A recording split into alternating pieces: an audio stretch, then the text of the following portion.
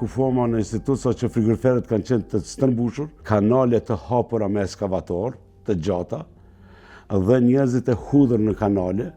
Në ditët e para të pas luftës, 6500 persona do të figuronin si persona të zhdukur në Kosovë. Në mbar vendin, ekipet mjekoligjore ndërkombëtare e vendore do nisnin të gjërmanin për të vdekurit dhe varët. Në atë kohë, qindra njerëz ishin në burgje dhe kjo rriste shpresën për familjarët e tyre. Në ndërkohë në terren, çdo ditë më shumë po dilnin sipërfaqe pasojat e krimit.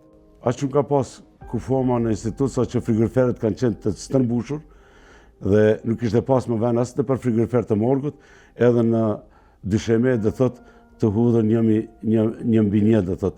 Nuk kishe ku ta që me qitë edhe këmbën dhe thot ka të ecësh. Kishte filluar edhe të kalbëzon dhe thot vinte erë e rënd, ku nërmën të shumë erë e rënd.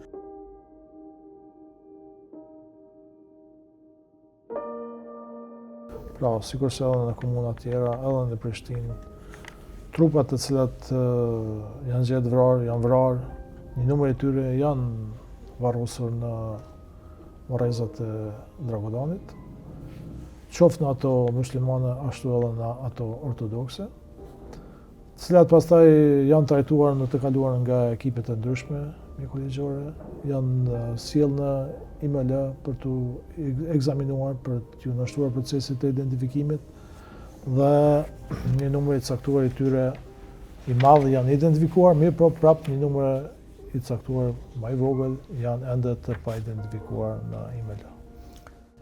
Kemi gjetë dhe thot kanale të hapura me eskavator, të gjata, dhe njerëzit e hudhur në kanale, dhe thot ka pasat fush Kosovës, të Rrethines, kudo, apo ndonjë tjetër që ka ardhur në Prishtinë, të hudhur një mbi një, ashtu dhe thot pa kurfar kontrolli.